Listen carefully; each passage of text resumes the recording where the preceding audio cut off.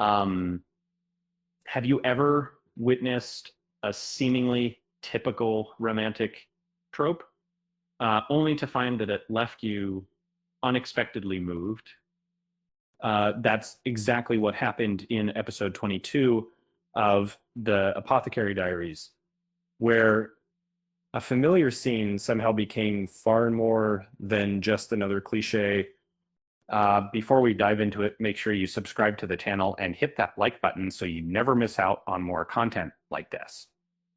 Um, in episode 22, as the Apothecary Diaries delivered a moment that immediately pulled on the heartstrings.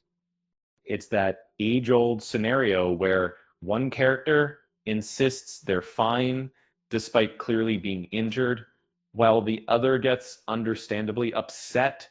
Sound familiar? You've probably seen it in countless romance dramas, anime, and movies. And uh, yet the way this moment played out with Mao Mao and Jinchi felt different, almost like a confession hidden in plain sight. So by the time we reach this pivotal moment, Mao Mao has been through an emotional roller coaster. Kidnappings, poison plots, hidden daughters, and exploding gunpowder. This episode had it all.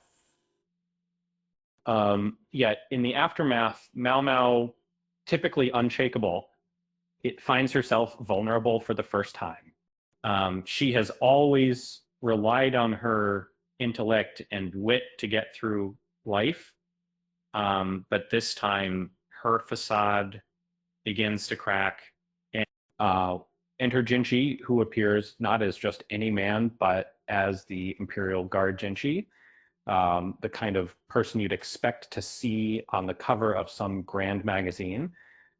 And he bursts onto the scene almost like a knight straight out of a fairy tale.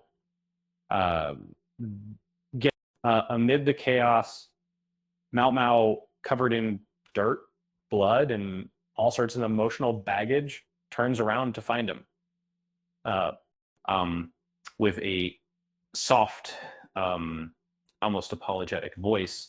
Um, she says, "I apologize for any inconvenience, but could you safeguard me, Master Jinchi?" Um, it's not just a request, it's a quiet plea for his presence in that moment of chaos.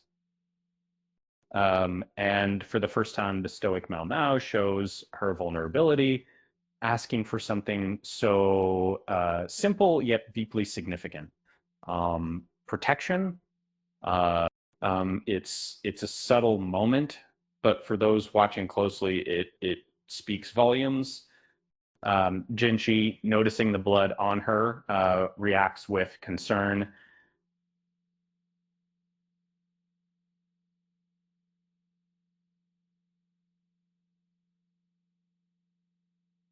Are you injured?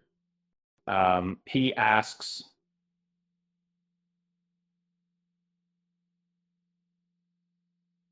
but Mao Mao, brushing off his worry, says, no, just snake venom. Jinchi, clearly not satisfied with that answer, uh, responds, that's still not acceptable. It's a classic romantic trope, one that we've seen countless times. And but here, it's not just about the blood; it's about the unspoken words and emotions that hang heavy in the air. Mao Mao lowers her guard, even if just for a brief moment, while Jinchi struggles to maintain his composed exterior. So why did the scene hit differently in the Apothecary Diaries? In the original novel, this moment wasn't just a predictable scene. Uh, it carried with it the weight of history.